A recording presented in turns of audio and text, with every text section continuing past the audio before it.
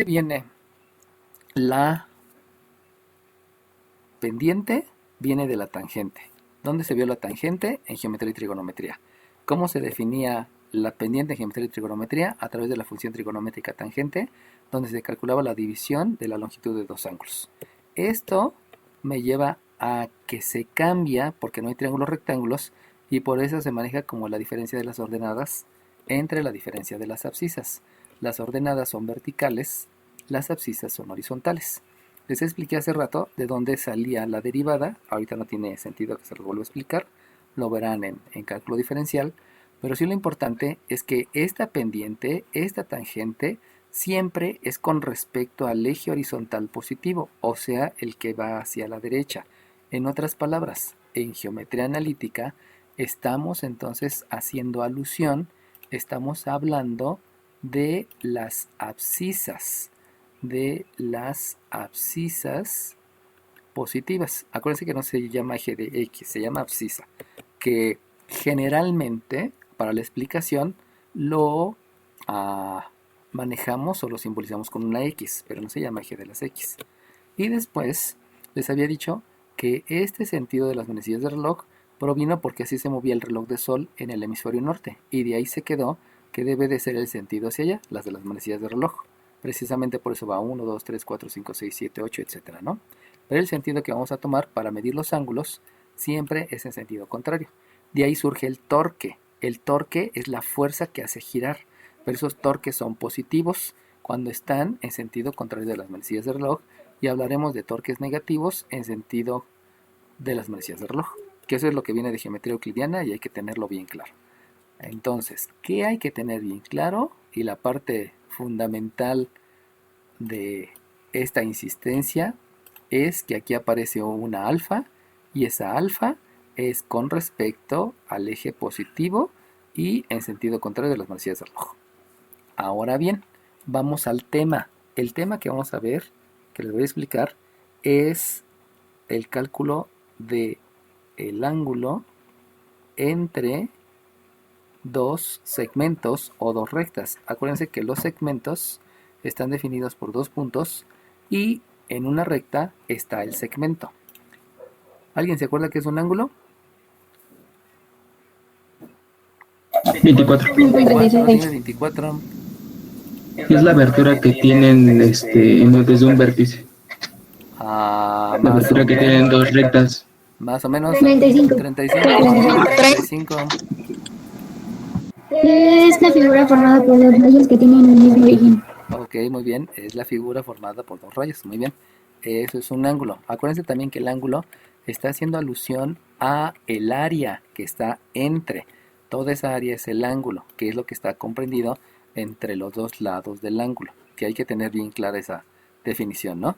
Ahora, entre dos segmentos, pues sabemos que entre es la parte que está entre los dos segmentos, pues no hay tanto problema.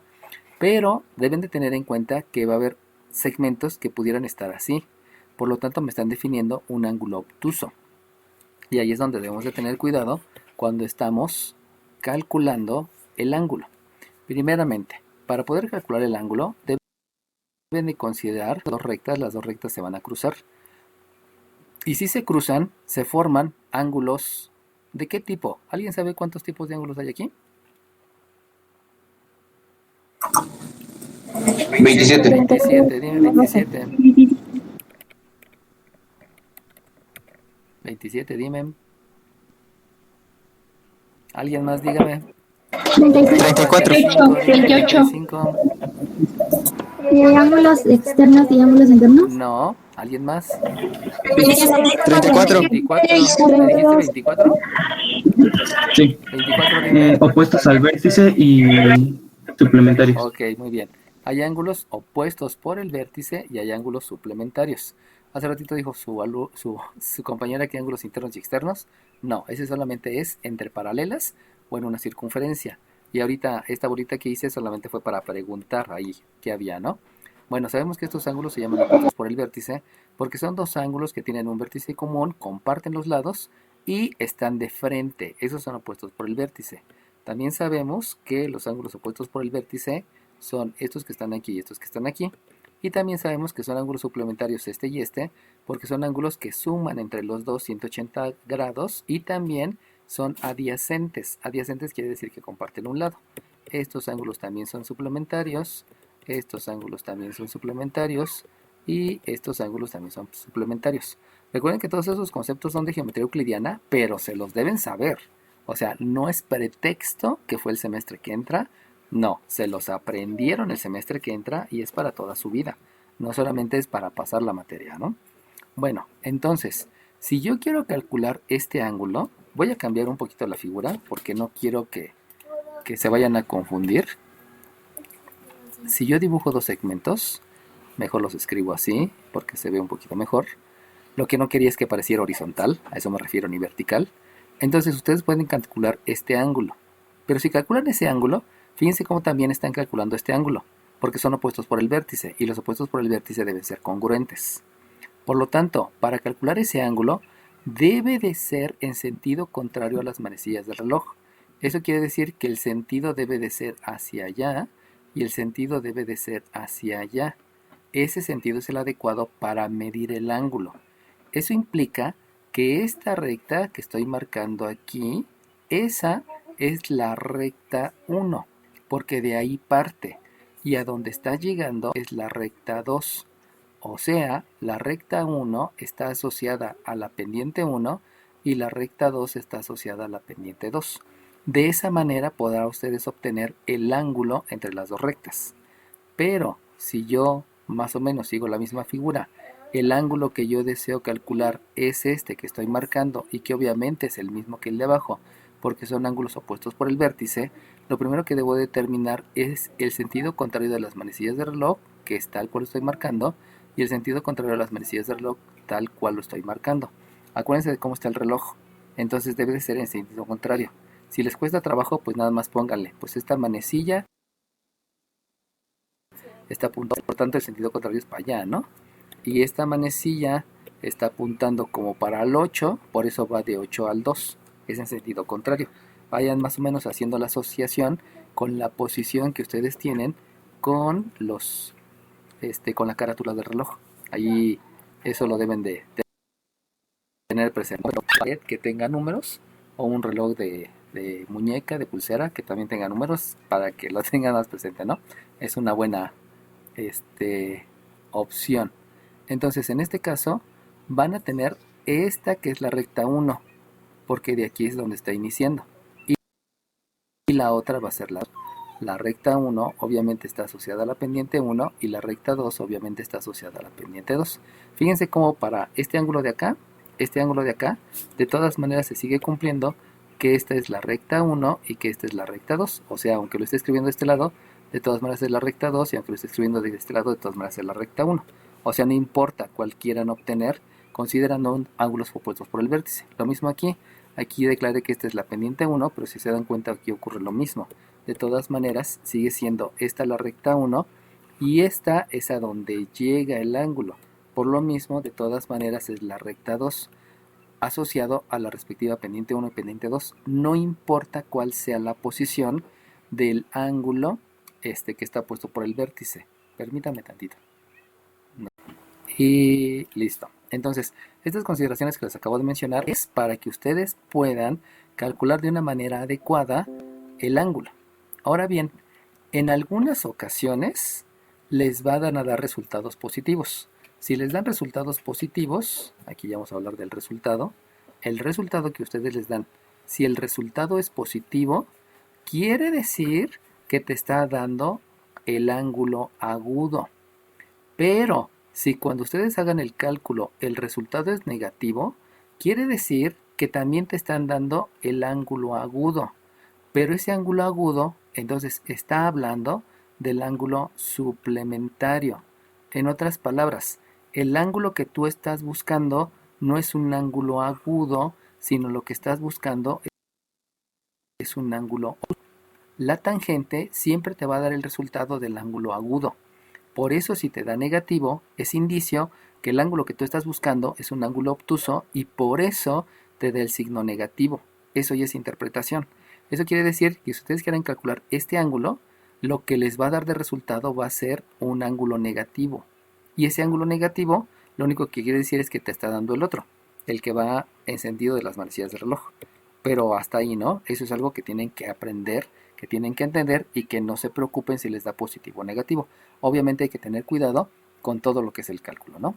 Bueno, si ya les quedó claro, entonces vamos a hacer un ejercicio.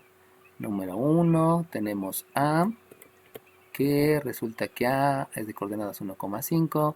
Tenemos B, que es de coordenadas 2,7. Y tengo C, que es de coordenadas menos 4, menos 6. Entonces de ahí nosotros sabemos que podemos hacer el cálculo, perdón, podemos hacer el esquema. Recordemos que el esquema es no exacto y la gráfica es más exacta. Aquí tenemos el eje de las ordenadas, el eje de las abscisas. Aquí tengo que marcar el punto A. Ya saben que si tienen alguna duda o comentario, luego díganmelo, ¿no? Aquí es 2, aquí es 6 y aquí es 7. Por aquí tengo el punto B. Ese triángulo ya me quedó muy feo.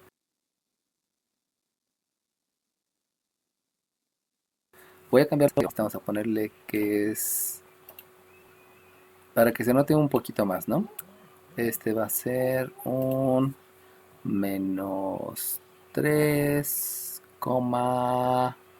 a 8. Para que se vea un poquito más el triángulo, no se va a ver tan lindo.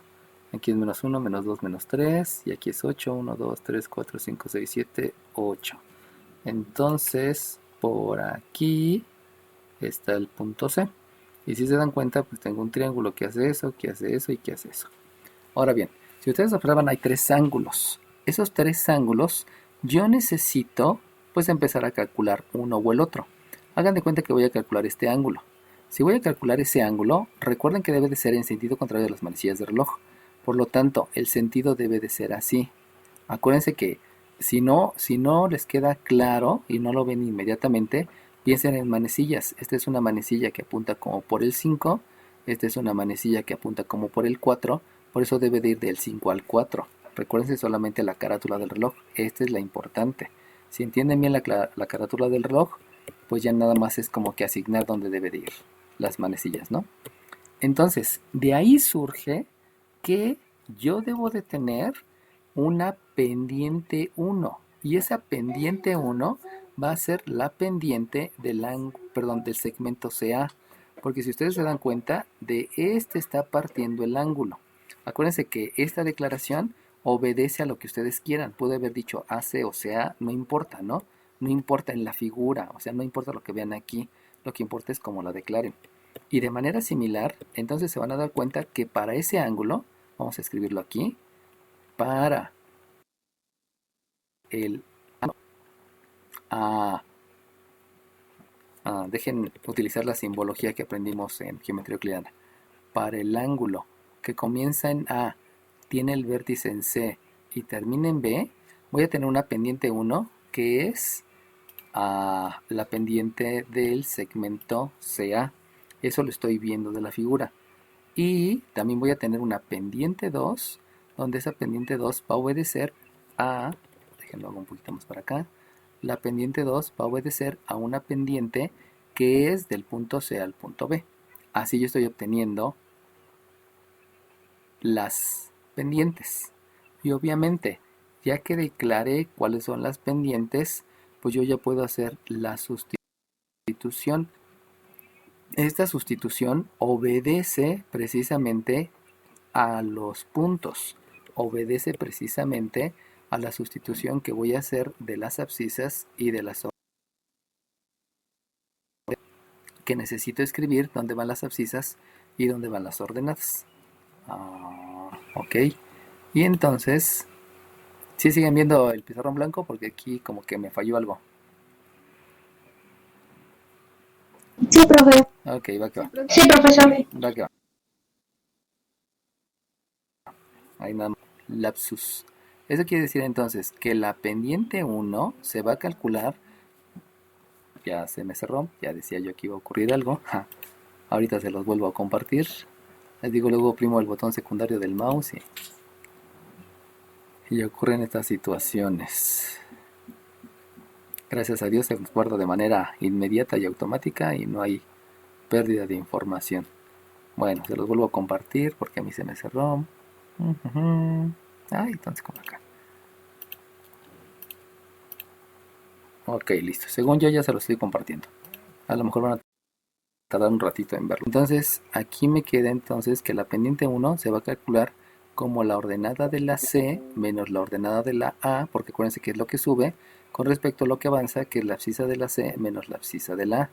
De la misma manera, por aquí voy a tener que la pendiente 2 se calcula como la ordenada de la C menos la ordenada de la B, dividido entre la abscisa de la C menos la abscisa de la B. Acuérdense que por orden y para que no haya tanto problema, pues simplemente voy repitiendo el orden. O sea, siempre háganse ese hábito de mantener el orden de cómo lo escribieron. Obviamente de aquí lo que continúa es la sustitución, donde ya voy a hacer la sustitución numérica. Y entonces aquí tengo que la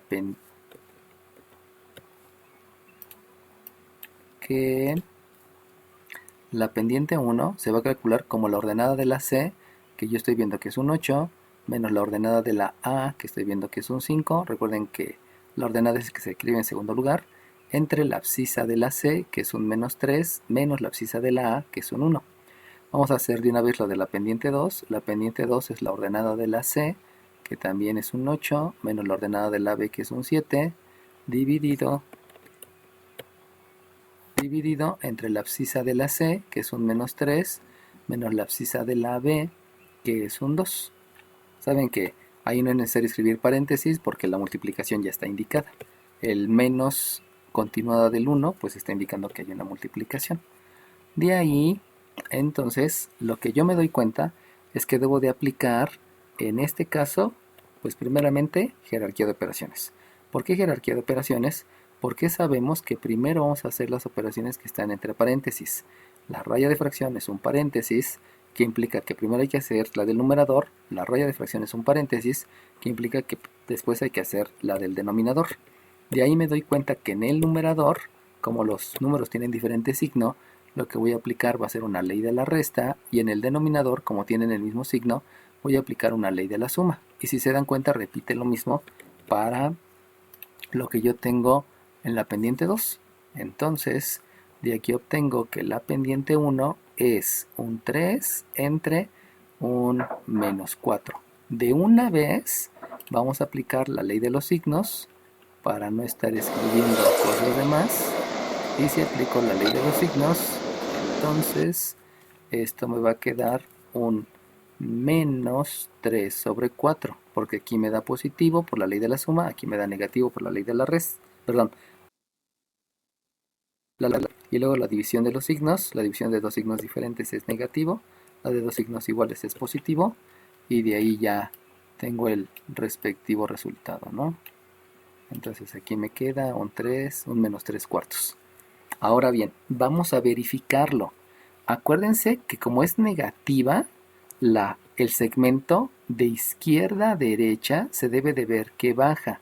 Y si ustedes se dan cuenta, precisamente el segmento CA se ve que de izquierda a derecha va hacia abajo. Eso es indicio que está bien el cálculo. No estamos seguros, pero pues es un indicio para verificar que ahí vamos haciendo las cosas bien. Ahora, hago lo mismo para la pendiente 2. En la pendiente 2, aquí yo tengo que este es un 3 dividido entre un menos 5. Como dijimos que íbamos a aplicar la ley de los signos de una vez, pues aquí le corrijo, hago un poquito, perdón, separo un poquito más el signo igual para que no quede tan pegado. Y entonces ya puedo decir que este resultado es Profe, ¿por qué puso un 3? Estoy mal. No, eso no. ¿Tienes uno? Hubo la primera que me dijo profe, la primera chiquilla que me dijo profe. González Anaya. Dime tu número de lista, no me digas tu apellido, por favor. 12, perdón. No te apures. Vamos aprendiendo, ¿no? Ok, bueno, sí, fíjense cómo luego me pierdo porque se me mueven algunas cositas, pero pues no es mala onda, ¿no? También les recuerdo que cuando estoy en clase generalmente no veo mi celular porque continuamente me llegan mensajes, pero pues no lo checo tanto, ¿no? Así que no me manden mensajes cuando, no me llamen, no me manden WhatsApp cuando estoy en clase porque no los veo. Y luego me dicen por WhatsApp, no, es que Faltan personas que entren a la clase, pero pues no lo veo, ¿no? Ok, entonces vamos a verificar. Como también me da negativo, quiere decir que el segmento CB también debe de ir de izquierda a derecha hacia abajo. Vamos a ver, si ustedes ven CB de izquierda a derecha, se ve que se va hacia abajo. Por lo tanto, es un indicio que ahí la llevamos, que estamos bien y que estos cálculos van bien. Ahora, ya que calculamos la pendiente, ya que calculamos las pendientes, en ese momento podemos pasar a utilizar la fórmula. Y la fórmula para pendiente, ya me lo había dicho su compañera, ya la conocen porque la subí en Classroom, menciona que la tangente del ángulo se calcula como la pendiente 2 menos la pendiente 1 entre 1 más la pendiente 2. Espérenme tantito que no se escribió, creo que se va a cerrar otra vez la aplicación. La pendiente 2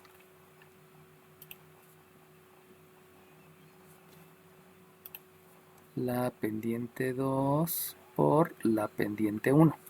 Entonces, fíjense cómo la fórmula es idéntica, pero obviamente la pendiente 2, pues ya la calculamos por acá, porque sabemos que se ve, porque el ángulo va de izquierda a derecha. Y la pendiente 1 es CA, porque en el triángulo se ve que es de izquierda a derecha y de aquí surge. Pero obviamente para los demás ángulos las pendientes cambian.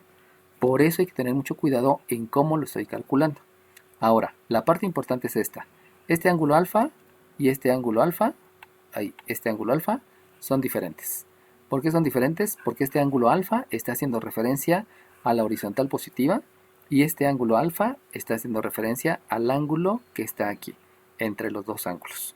Por eso no se vayan a confundir con las alfas, porque aunque están manejando la misma letra griega, está en la conceptualización haciendo referencia a ángulos diferentes.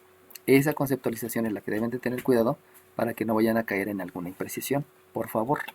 Y entonces, ya que tengo eso, pues realizo la sustitución. Sabemos que la sustitución es un reemplazo. Y entonces aquí tengo que la tangente del ángulo alfa se calcula como una M2, que es un menos un quinto, menos la M1, que es menos 3 cuartos, dividido entre 1 más la M2, que es un menos un quinto, multiplicado por la M1, que es un menos 3 cuartos. Fíjense cómo aquí escribí un paréntesis porque hay juntos un signo positivo y un signo negativo. Ese paréntesis fue precisamente para indicar la multiplicación. Si fuese un signo positivo, pues no hay que escribir ese paréntesis. De ahí también hay que entender la conceptualización, cuándo se escribe el paréntesis y cuándo no. Y entonces de ahí ya todo lo demás obedece a álgebra. Recuerden que en álgebra me enseñaron a hacer la suma y la multiplicación de números racionales. Y esa suma y multiplicación de números racionales, ahorita se las explico nuevamente por si no la tienen. Y obviamente también voy a estar utilizando la ley de los signos. Y de entrada, pues obviamente necesito entender que por jerarquía de operaciones, lo primero que debo de hacer es las operaciones que están en el numerador, porque la raya de fracción es un paréntesis. Y como es un paréntesis, primero hay que hacer las operaciones en el numerador, y ya que haya acabado, entonces como este es un paréntesis, también me indica que luego hay que hacer las operaciones en el denominador. Aquí es cuando viene el gran error de muchos maestros que les han enseñado con términos no claros, y entonces lo primero que hace mi mente es este se cancela con este se cancela con este y ya la hice, ¿no? Pero no tiene sentido, porque vuelvo a repetir, la cancelación no existe. Lo que existe es decidir qué operación hacer a través de jerarquía de operaciones.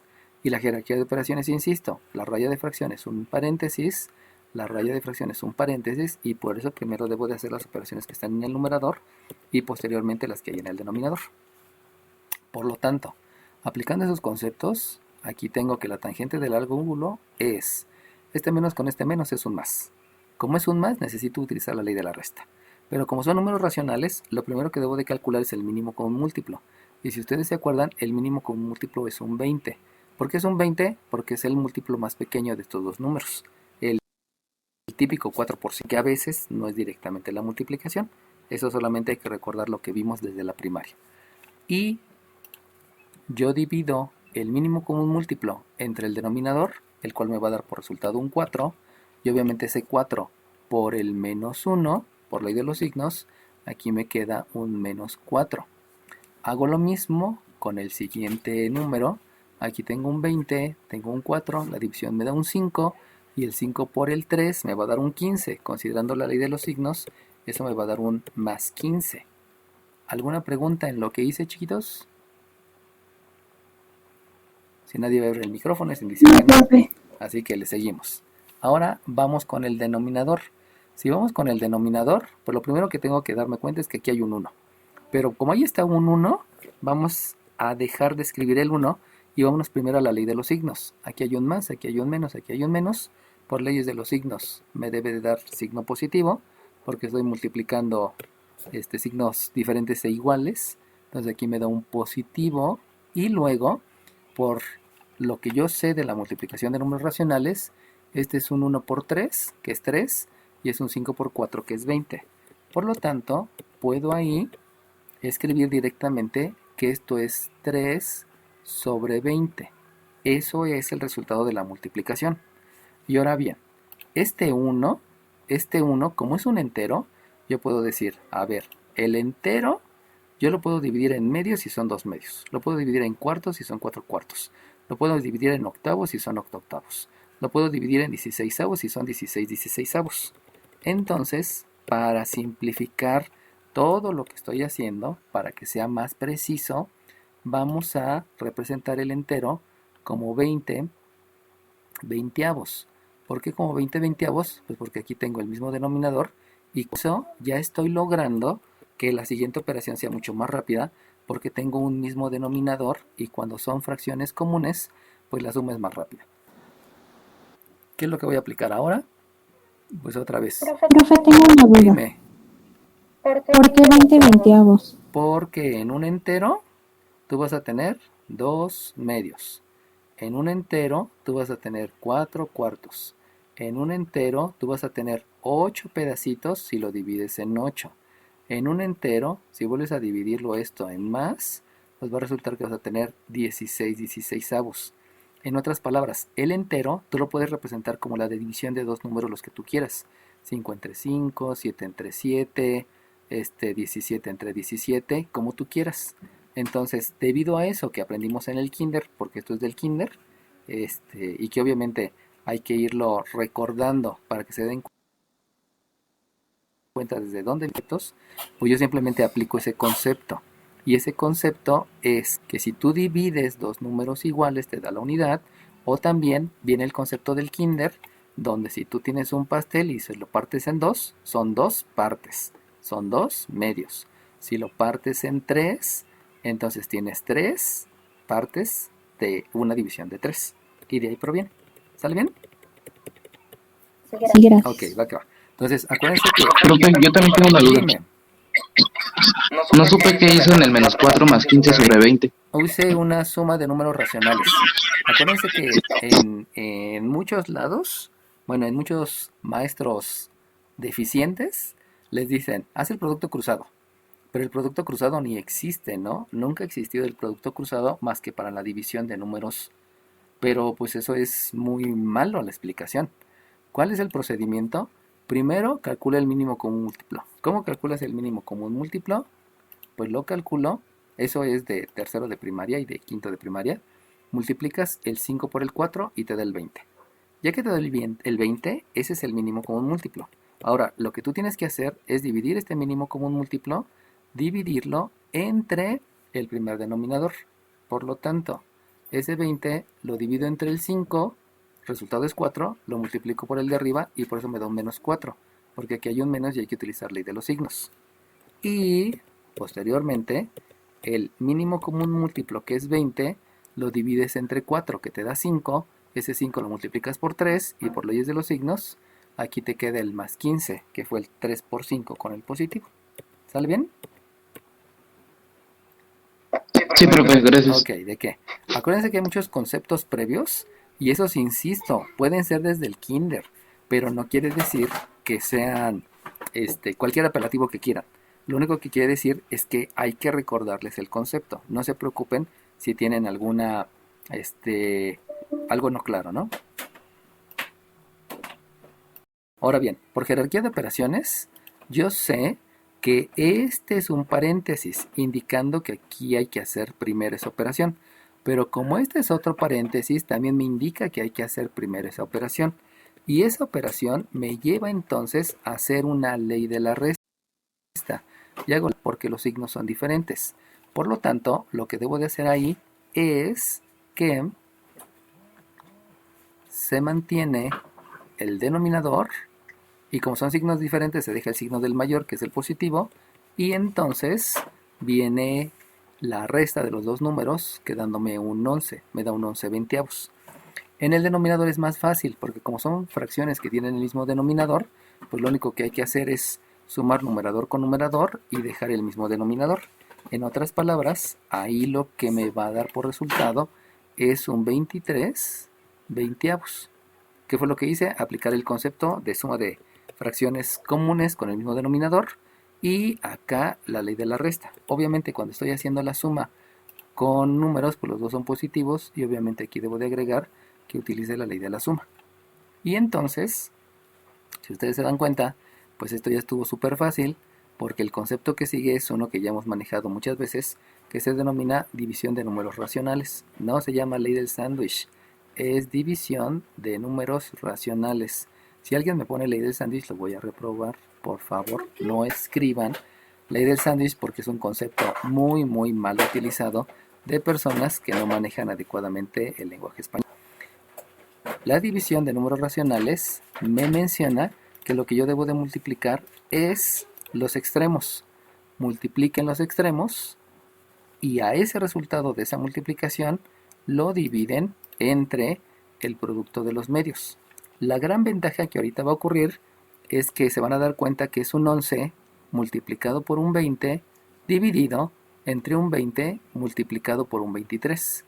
Y si ustedes se dan cuenta, debido a lo que hicimos, este 20 y este 20 son idénticos. Y como son idénticos, pues simplemente lo que yo puedo hacer es la división. Si yo divido 20 entre 20 me va a dar 1, si yo divido 8 entre 8 me va a dar 1, etcétera, etcétera. Entonces si dividen estos dos les va a dar 1. Por lo tanto, de una vez para no tardarme, vamos a agregarle aquí un concepto que además de la división de números racionales, también voy a dividir. ¿Y qué voy a dividir? Pues voy a dividir dos números iguales. Y como voy a dividir dos números iguales, estos 20 ya ni los escribo porque son idénticos. Y solamente el 23 lo hago para acá y ya quedó el resultado que son 11 23avos. ¿Y por qué se hizo eso? Porque primero multipliqué extremos, lo dividí entre el producto de medios, pero como estos dos números son iguales, pues ya me quedó la división de dos números iguales, que fue la unidad. Y entonces yo ya sé que la tangente del ángulo entre esas dos rectas es 11 23avos. ¿Alguna duda, jóvenes? Ok, si nadie abre el micrófono. No. Y entonces, aquí me paso para acá, porque ya no me alcanza el espacio. Y por lo tanto, como yo ya sé geometría y trigonometría, sabemos que lo que debo de aplicar es algo que se denomina función inversa. Y la función inversa es intercambiar datos por resultados. En otras palabras, la función inversa me menciona que yo voy a calcular el ángulo alfa a través del arco cuya tangente es la división de un cateto opuesto que es 11 entre un cateto adyacente que es 23. Y eso, ya puedo tomar la calculadora, shift tangente, paréntesis, 11 entre 23, cierro paréntesis, le apachurro el igual, y me da por resultado un 25.55 grados. Y apretando una tecla que tiene en su calculadora que dice bolita, comita, dos comitas, entonces eso me da un ángulo que son 25 grados, 33 minutos y 35.87 segundos.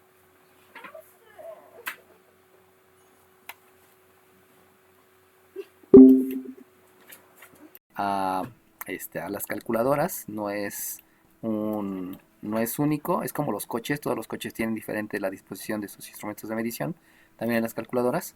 Entonces, en algunas calculadoras lo que tú oprimes es una tecla que dice Second Function, en otras calculadoras tienes que oprimir la tecla que dice Shift, en otras calculadoras tienes que oprimir la tecla que dice Inversa, dependiendo, y luego oprimes la tecla que dice Tangente. En todas las calculadoras se van a dar cuenta que aquí arriba dice tangente a la -1. Eso es un gran error porque aquí me está diciendo recíproco. Recuerden que recíproco es intercambiar numerador con denominador. Están mal la gran mayoría de las calculadoras. Lo que debiese decir en todas las calculadoras debería de ser precisamente el cuya tangente es. Pero muchas veces por espacio pues no lo escriben. Entonces, insisto, aquí a veces dice tangente a la -1, aunque en realidad debería decir arco tangente. Esto es lo adecuado. Pero se entiende porque pues son ingenieros y no son tan buenos, ¿no? La gran mayoría, no todos. Bueno, y entonces lo que tú haces es oprimir Shift tangente, luego un paréntesis, luego el 11, luego la división, luego el 23, cierras el paréntesis, le apachuras el igual y te debió de haber dado 25.55. También acuérdense que en las calculadoras se deben de declarar en degrees, que son grados sexagesimales, se pueden declarar en gradianes, donde los gradianes son ángulos que se utilizan para la navegación, ya sea naval o ya sea aérea, y también existen los radianes, donde los radianes es la unidad más importante y se van a dar cuenta que todo se debe declarar en radianes. Lo vamos a comenzar a ver en Mate 4. Ahorita todavía están chiquitos y nos vamos a quedar con los grados sexagesimales. El deg, recuerden que viene de degree y degree es en inglés. Entonces, si tu calculadora está configurada en grados, te debió de haber dado 25.55. Teniendo ese resultado, en tu calculadora también hay una tecla que tiene el símbolo de una bolita, una comita y dos comitas, que quiere decir grados, minutos y segundos, y que directamente al apachurar esa tecla te debió de haber dado ese resultado. ¿Cómo quiero que me reportes el resultado en la evaluación? Quiero que me la reportes así, en expresión decimal. No así, porque no todos tienen la calculadora con esa tecla. Entonces quiero que me lo expresen así. Si me lo expresan así, pues también está bien, ¿no? Pero con que me lo expreses así es más que diferente, es más que suficiente. Solamente tengan en cuenta que si ustedes me reportan 25.56 y yo les digo 25.55, este 25.56 ya está mal, ¿eh? Tiene que ser exacto de acuerdo a lo que yo les estoy mandando. Y ya saben que si no coincide, me tienen que enviar el recurso de revisión del reactivo a través de mandar sus evidencias con la respectiva credencial sobre las hojas de su procedimiento. ¿Alguna pregunta, jóvenes? Yo sí, profesor. Al inicio, ¿cómo usted supo que quería usted el ángulo de C? Porque lo estaba pidiendo como muestra. O sea, generalmente en los exámenes te van a pedir los 3 ángulos. Ahorita te estoy diciendo cómo se calcula el ángulo ACB. Acuérdate que todos los ángulos se deben de nombrar con 3 letras. No se nombra con una sola letra. Por eso aquí estoy diciendo el ángulo ACB. Y el ángulo ACB comienza en AC y termina con CB. Entonces, esto fue para que tú calcularas un ángulo. Pero en el examen te voy a pedir los 3. Eso quiere decir que este procedimiento que acabo de hacer lo tienes que hacer 3 veces para obtener los 3 ángulos. Aunque si tú te acuerdas, ¿alguien sabe cuánto suman los ángulos internos de un triángulo? 30. ¿Y qué me dijiste? 32. Hubo una primera niña que me dijo 30 y algo. ¿30 y qué? 35. 35. Ok, 35 era. Sí, es que dijimos las dos, pero estamos 36 y 35. Ok, entonces primero dímelo 35. ¿Cuántos suman los ángulos internos de un triángulo? 180. Ok, va que va. Número 36, ¿cuántos suman? 180 grados. Ok, va que va. Bueno, se lo tomo bien a las dos, está bien. Entonces, debido a eso, pues ya no tengo que calcular los 3. Solamente con uno ya la hice. Y si ya la hice con uno, pues eso proviene de lo que yo sé de geometría euclidiana. ¿Sale bien?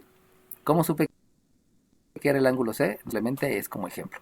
Y eso lo tienes que hacer para los otros 2 ángulos. ¿Sale bien? ¿Alguna pregunta? Sí, profesor. Va que va. ¿Alguien más? Bueno, entonces, ahora bien, si yo quiero calcular otro ángulo, vamos a hacer la suposición que el ángulo que yo quiero calcular es el ángulo que está aquí, otra vez debe ser el sentido contrario de las manecillas del reloj. Y eso implica que el sentido contrario de las manecillas del reloj me lleva a que así sea el sentido. Por lo tanto, la pendiente 1 debe de ser el segmento AB y la pendiente 2 debe de ser la pendiente formado por el segmento AC. Y si se dan cuenta, hace rato AC era la pendiente 1, pero ahora va a ser la pendiente 2. Y la pendiente AB ni siquiera la consideramos aquí. Entonces deben de tener cuidado en el sentido contrario de las manecillas de reloj para poder determinar las pendientes, y ya sabiendo cuál es la pendiente, de ahí se arrancan todo lo que hice y va a ser lo mismo. Pero todo obedece al ángulo. Y por último, si yo quiero calcular el ángulo que falta, que es el ángulo de aquí, pues el sentido contrario de las manecillas de reloj me lleva a que sea así el sentido. Eso quiere decir que para este caso, entonces la pendiente 1 va a ser la pendiente CB, que si ustedes se acuerdan, esta antes era la pendiente 2. Entonces, no siempre va a ser la pendiente 1 la misma para un ángulo. Siempre va a estar cambiando. De ahí viene la importancia que en Mate 2, con mis alumnos les estuve insistiendo a cada rato el sentido contrario de las manecillas del reloj, y les costó un montón de trabajo a algunos, ¿no? Pero después de 21 días, pues ya lo dominaban. Y entonces, para ese ángulo, la pendiente 2 va a ser la determinada por el segmento AB. Y vean aquí la diferencia. Aquí es la pendiente 2 y acá es la pendiente 1. En eso es lo que hay que tener cuidado. ¿Por qué se cometen tantas imprecisiones en este tema? Pues porque quieren que todas las MS1 sean la misma para todas, y ni al caso, ¿no? Ahí es cuando cobra más importancia el esquema. Hagan bien el esquema y lo demás será rápido. ¿Alguna pregunta en cómo se calculan las pendientes? Perdón, ¿cómo determino cuál es la primera y cuál es la segunda pendiente? Yo tengo una duda. Dime. En el ángulo CAB, Ahí voy, deja ponerlo a escribirlo. En la medida del ángulo, discúlpame. En el ángulo CAB, estamos hablando del que yo tengo aquí en azul, el CAB, pero el CAB me lo estás diciendo mal, porque tú me lo estás diciendo negativo. No es el ángulo CAB, y desde ahí ya viene una imprecisión. El ángulo, como se debe de declarar positivo, me debiste de haber dicho, deja aquí lo compongo, para que todo quede en el mismo color. Ya ves que uno lo escribí con azul y otro lo escribí con rojo. Entonces, tú debiste de haber declarado el ángulo BAC, porque comienza en BA y termina en AC, compartiendo el vértice que es el A. Así es lo adecuado. Entonces, en ese ángulo, tú debes de tener cuidado, porque el primero es AB, hasta aquí se ve, el primero es AB, la pendiente inicial es AB, y la segunda pendiente es precisamente AC. De ahí se ve cuál es primero y cuál es último, pero siempre debe de ser en sentido contrario a las manecillas del reloj, porque si desde ahí lo declaras mal, esto ya estuvo mal. Esto y esto van tomados de la mano. Este es concepto de geometría euclidiana, no es concepto de cálculo integral. ¿Sale bien? Bueno, es que mi duda era, Ajá. en el ángulo BAC, Ajá. usted tiene el sentido, donde inicia, según yo, sería en AC. Fíjate, es que debe ser es contrario a las manecillas del reloj. Si tú te das cuenta, aquí lo estoy dibujando en azul. Esta manecilla, si tú consideras que aquí está el reloj, esta manecilla parece apuntar al 1. Y esta manecilla parece apuntar al 10. Eso quiere decir que va al revés. Porque si va así, irías de 1 a 10. Pero vas en sentido contrario. Vas al revés. O sea, revisa tu reloj. Y en tu reloj entonces aquí está el 11, aquí está el 12, aquí está el 3, aquí es, etc. Este es el sentido de las manecillas de reloj, siguiendo el 1, 2, 3. Pero el sentido contrario debe de ser de aquí para acá. O sea, el sentido de las manecillas de reloj es 10, 11, 12, 1. Pero yo no quiero ese sentido. Yo quiero el otro sentido, el sentido contrario. De ahí es donde te insisto, ¿no?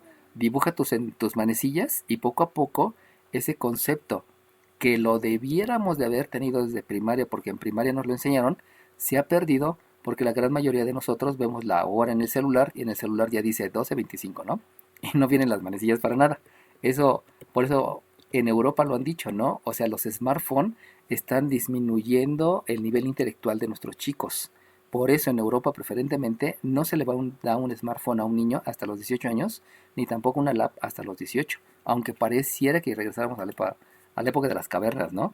Es porque se pierde mucho sentido de la realidad y menos les dejan utilizar videojuegos, ¿no? O sea, si ven casi todas las competencias de videojuegos son con Estados Unidos, porque la gente allá es más lenta, para pronto, ¿no?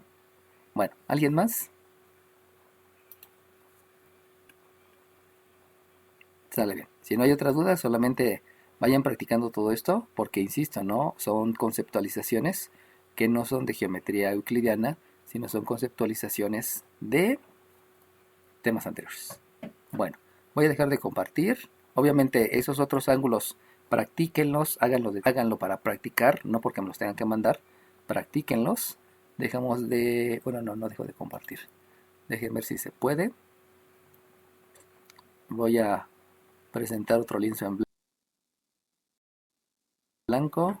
Y en blanco voy a copiar un ejercicio para que vean algunas cosas adicionales que obviamente les estoy preguntando en los ejercicios que estoy planteando en Classroom y que van a ser para esta semana. Si ya vieron, son como 20 y algo. Y obviamente necesito que lo vayan teniendo claro, ¿no? Bueno, entonces lo pego por acá.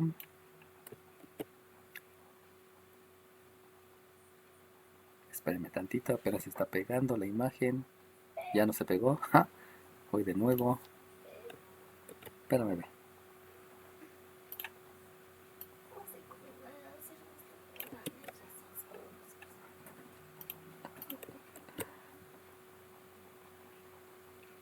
Ya se pegó el ejercicio. ¿Todo el mundo está viendo el ejercicio 19? Sí. Bueno, pues aquí ya se complican las cosas. ¿Por qué se complican las cosas? Porque me debo de acordar de geometría euclidiana. En geometría euclidiana en geometría y trigonometría les enseñaron dos triángulos. Este triángulo y les enseñaron este triángulo. ¿Alguien me puede decir las medidas de este triángulo? 24. Dime 24, ¿cuáles son las medidas de este triángulo? 60, 30, 90. ¿Qué más? Y del otro es 45, 90, 45. Ok, muy bien. Pero solamente me dijiste un pedacito. Porque eso es lo inicial. Este es 60, este es 30. Acuérdense que no se escribe la bolita porque sabemos que son grados sexagesimales. Este es 45 y este es 45. Pero vienen cosas más importantes. ¿Alguien se acuerda de las cosas más importantes? 35. Dime 35. Bueno, en el tronco de arriba y en el capítulo opuesto tiene que tener la raíz cuadrada de 3, en el adyacente 1 y en la hipotenusa 2. ¿Y la hipotenusa de cuánto? 2. Ok, muy bien. Muy bien, perfecto. ¿Alguien se acuerda del de abajo? 35. Dime 35. En la hipotenusa va la raíz cuadrada de 2 y en los capitos va 1. Ok, muy bien. Aquí es raíz cuadrada de 2 y aquí es 1 y aquí es 1. Estos son triángulos que se los debieron de haber enseñado en trigonometría y que es forzoso que se lo sepan. No es una opción, es forzoso que se lo sepan. Si su maestro, por descuido, por falta de tiempo, lo que sea, se les olvidó, por favor, apréndanselos ya. Se los van a preguntar en el examen de ingreso a nivel superior. Dime. Porque esos valores de raíz de 3 y 2, ¿1 de dónde salen? Ahorita te digo. Para todos aquellos que no sepan de dónde salen, es válido no saberlo porque se los debieron de haber enseñado. Resulta que este triángulo partió de un triángulo equilátero. En un triángulo equilátero, 2, 2 y 2, este es 60, este es 60 y este es 60. Resulta que en el triángulo equilátero hay rectas notables. ¿Alguien se acuerda cuáles son las rectas notables?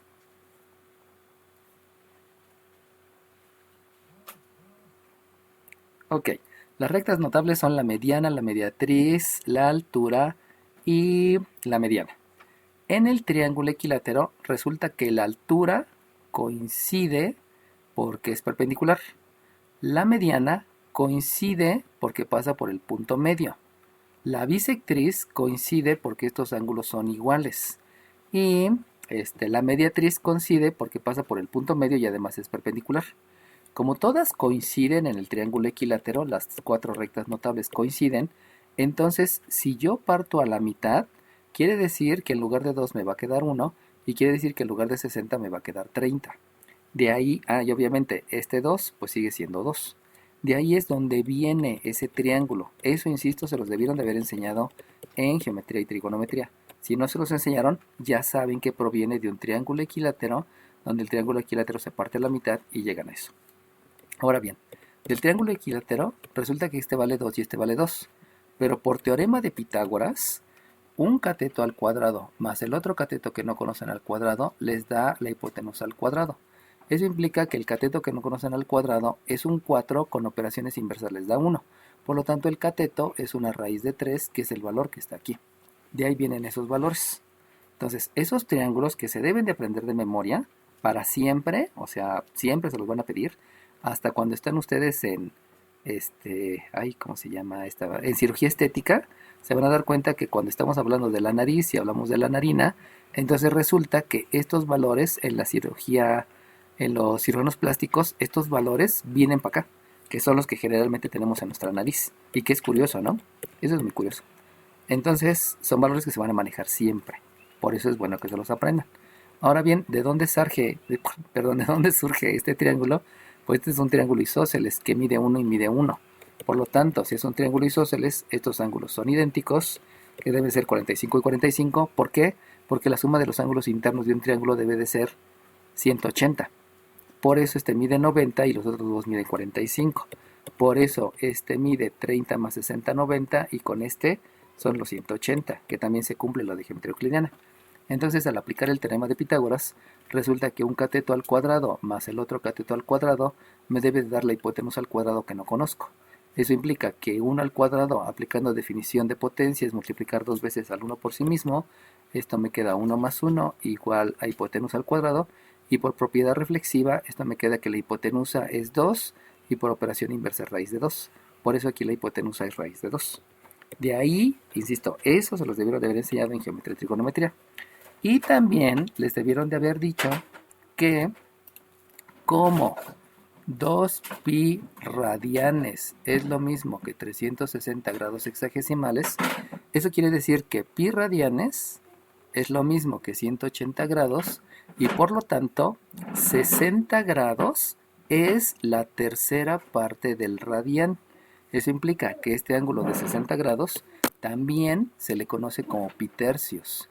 Y 30 grados, que proviene de una división entre 6, eso también es pi sextos radianes. Eso quiere decir que este ángulo de 30 grados también se conoce como pi sextos.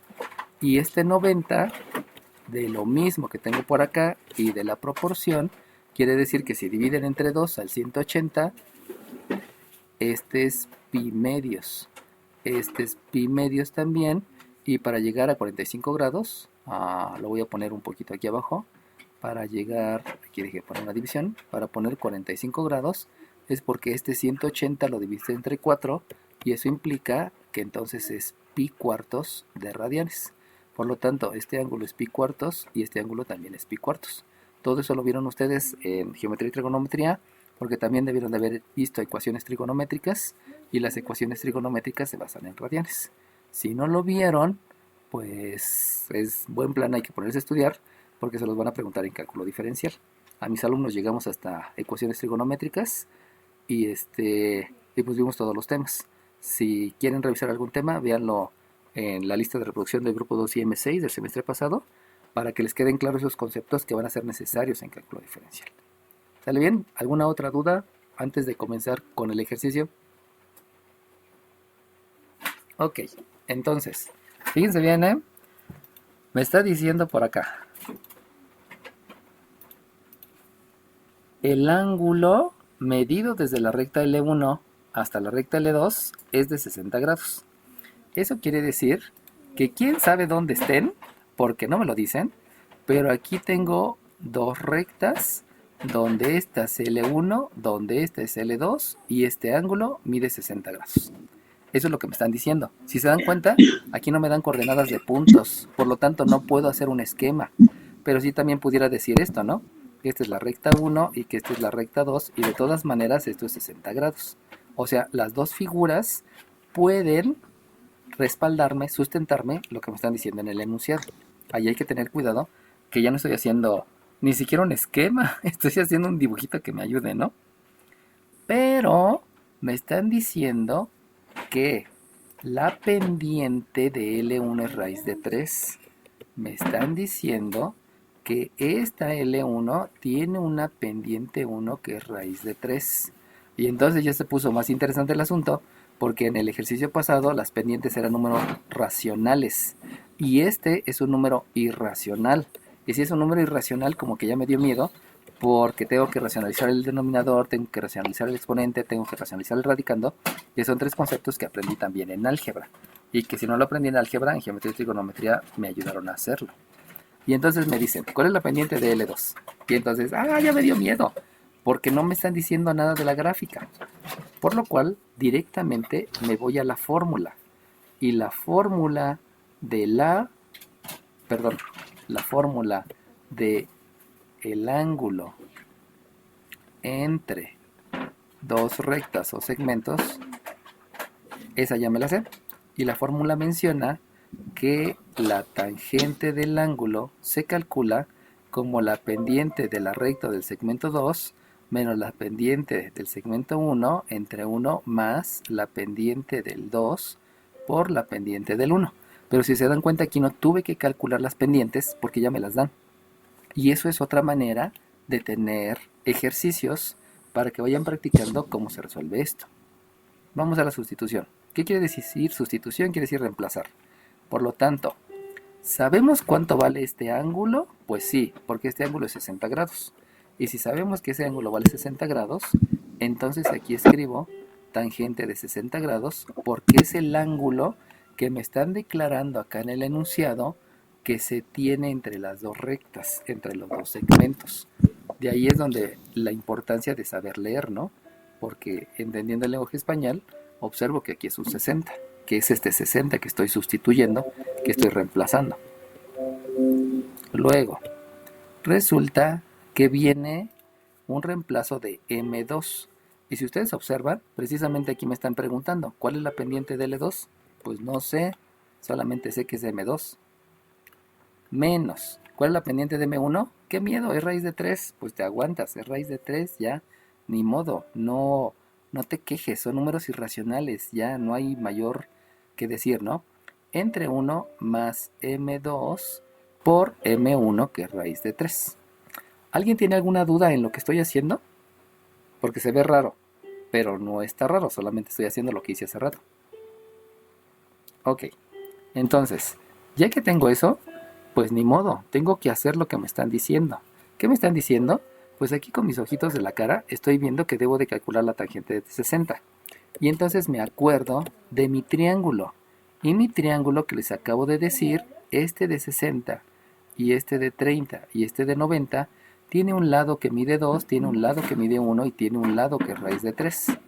Y como yo ya sé del curso de geometría euclidiana, del curso de geometría y trigonometría, yo ya sé que la tangente del ángulo se calcula como la división del cateto opuesto entre el cateto adyacente. Yo observo con mis ojitos de la cara que entonces tengo que la tangente del ángulo es la medida del cateto que está enfrente a 60 y que obviamente es raíz de 3 y lo divido entre la longitud del cateto adyacente al 60 y que eso es 1.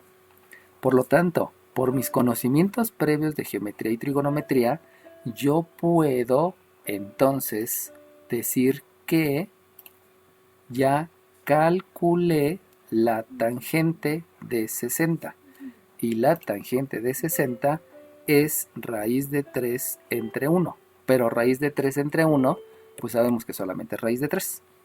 Esto se calcula a través de conocimientos previos, pero no con la calculadora, por favor, porque si lo hacen en la calculadora, lo voy a hacer.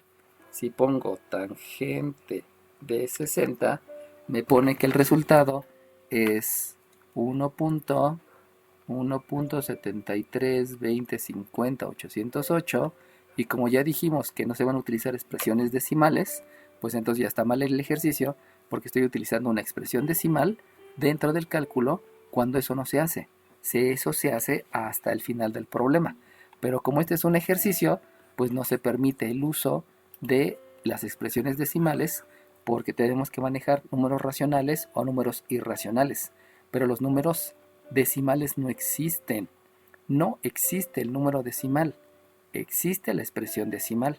Por eso no utilizan la calculadora porque va a venir una imprecisión muy grande y obviamente les voy a calificar mal el reactivo por la conceptualización de lo que es matemáticas. ¿Alguna duda en lo que hice?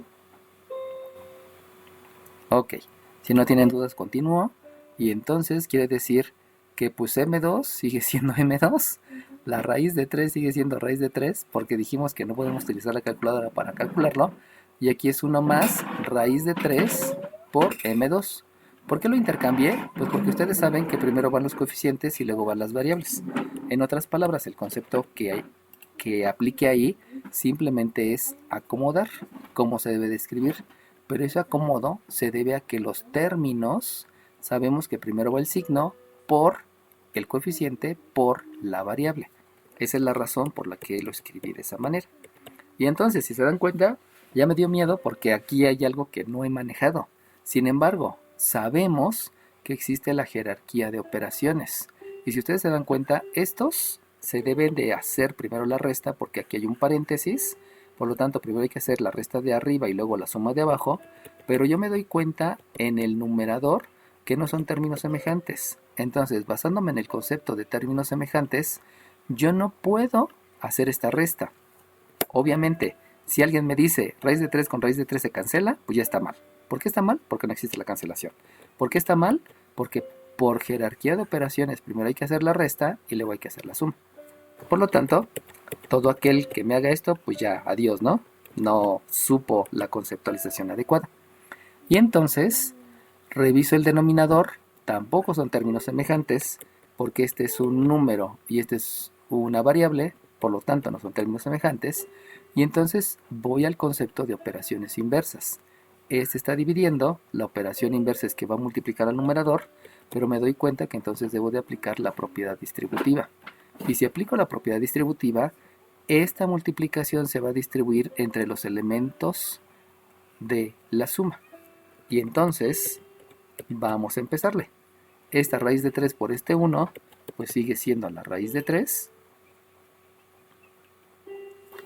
Este raíz de 3 por este raíz de 3 me va a quedar algo que se llama definición de potencia, porque estoy multiplicando al raíz de 3 por sí mismo 2 veces y me queda raíz de 3 al cuadrado. Eso es mentalmente, solamente estoy escribiendo el concepto. Pero como me queda una raíz de 3 al cuadrado, me doy cuenta que son operaciones inversas y la operación inversa es la que te regresa al número inicial. Por lo tanto, raíz de 3 al cuadrado, raíz de 3 al cuadrado, esta raíz y este cuadrado son operaciones inversas, me regresa al número original que es el radicando y por lo tanto me va a quedar de resultado un más 3 porque es este raíz de 3 por este raíz de 3. Obviamente también estoy aplicando la ley de los signos porque estoy multiplicando un signo positivo por otro signo positivo. Y debo de escribir M2 porque solamente puedo multiplicar número por número, pero se deja el término semejante que hace referencia a M2. Y entonces, en el miembro derecho, aquí no hay nada que hacer porque no son términos semejantes y solamente me queda M2 menos raíz de 3. ¿Alguna duda, jóvenes, en todos esos conceptos? Que son conceptos que ya he estado manejando desde el lunes que nos vimos y que nos conocimos. Ok. Ahora, ¿qué vamos a hacer? Pues resulta que, otra vez, necesito ver jerarquía de operaciones. Pero estos que están aquí no se pueden sumar porque no son términos semejantes. Entonces, con el concepto de términos semejantes, estos no se pueden sumar. Sin embargo, este de aquí y este de aquí sí se pueden sumar. Pero para que se sumen, debe de haber una operación inversa para que estén en el mismo miembro. Y eso implica que voy a aplicar una operación inversa. Pero como este está positivo, la operación inversa me va a decir que es negativo. Y como es menos 1, como es menos M2, es como si escribiera menos 1 M2. Y entonces estos son términos semejantes donde debo de aplicar la ley de la resta porque tienen signos diferentes. Y entonces, si aplico la ley de la resta entre estos dos, me va a quedar que el resultado es 2m2 igual. Ahora bien, me doy cuenta que también este raíz de 3 y este raíz de 3 son términos semejantes. Pero debo de hacer la operación inversa para que pueda hacer la ley. Y al hacer la operación inversa, aquí me queda menos raíz de 3. Y entonces me voy a dar cuenta que son signos iguales. Y como son signos iguales, porque los dos van a ser negativos, entonces lo que debo de aplicar es la ley de la suma, porque son signos iguales. Es la ley de la suma. Y entonces voy a tener un menos raíz de 3 menos raíz de 3. Para que lo pueda entender, escribo menos una raíz de 3 menos una raíz de 3, porque acuérdense que aquí hay un 1 que no se escribe. Y como estos unos ya me dan el indicio de término semejante, la ley de la suma se hace con el menos 1 y con el menos 1, dejando como término semejante a la raíz de 3. Conclusión, el resultado de la aplicación de todos esos conceptos me lleva a escribir menos 2 veces la raíz de 3. ¿Por qué? Porque es una raíz de 3 y aquí es otra raíz de 3. Al quedar en operación inversa los dos negativos, 1 más 1 me da 1, se conserva el signo y se mantiene el término semejante identificado por la raíz de 3. ¿Dudas? Porque estos conceptos son básicos, pero nunca se los han dicho. Dime. Yo me perdí porque al principio teníamos la raíz de 3, teníamos 1 más raíz de 3 por la pendiente de 2 y ya después no entendí qué le pasó a ese 1. Pues lo multipliqué. Si te das cuenta, aquí hice una operación inversa. Multipliqué esos dos que estoy poniendo con marcatextos verde. Entonces lo único que hice fue multiplicar este por el primero y luego multiplicar este por el segundo. ¿Por qué? Porque estoy haciendo operación inversa. Lo que está dividiendo ahora multiplica. Y estoy aplicando propiedad distributiva porque esta multiplicación se distribuye sobre el sumando y sobre el otro sumando. Entonces al multiplicar raíz de 3 por 1, pues sigue siendo raíz de 3. Y al multiplicar raíz de 3 por raíz de 3m2, lo único que puedo multiplicar es el elemento raíz por el elemento raíz. Raíz de 3 por raíz de 3 te da raíz de 3 al cuadrado y por operaciones inversas solamente te queda el radicando que es el 3. Y el m2 es el que está indicando cuál es la variable, que obviamente la variable no la puedo multiplicar y la dejo solamente indicada. Es como cuando tú haces la multiplicación de 3 por 3x, pues solamente escribes 9x. O sea, esta x sigue quedando idéntica. Esta m2 sigue quedando idéntica. ¿Contesté a tu duda o me fui por otro lado? Sí, está bien, profe, gracias. ¿Alguien más? Va que va. Entonces, ¿qué es lo único que hace falta aquí? Pues lo que sigue. Y si se dan cuenta que hay una multiplicación. Como no puedo multiplicar, entonces necesito realizar la operación inversa. Y si realizo la operación inversa, este que está multiplicando va a dividir. Pero ustedes pueden dividir 2 entre 2. Y como pueden dividir 2 entre 2, pues saben que el resultado es 1. Pero también van a aplicar la ley de los signos, porque hay un signo positivo entre un signo negativo. Conclusión, la pendiente 2 es menos raíz de 3 y ya se acabó. Y si se dan cuenta, estoy utilizando un montón de conceptos, pero esos conceptos me llevan a llegar exactamente al resultado. Y si se dan cuenta, los conceptos que estoy aplicando son los mismos que hemos estado haciendo prácticamente desde la primera clase. Solamente hay que entender el concepto para saber qué es lo que vas a hacer en cada paso. ¿Dudas, jóvenes?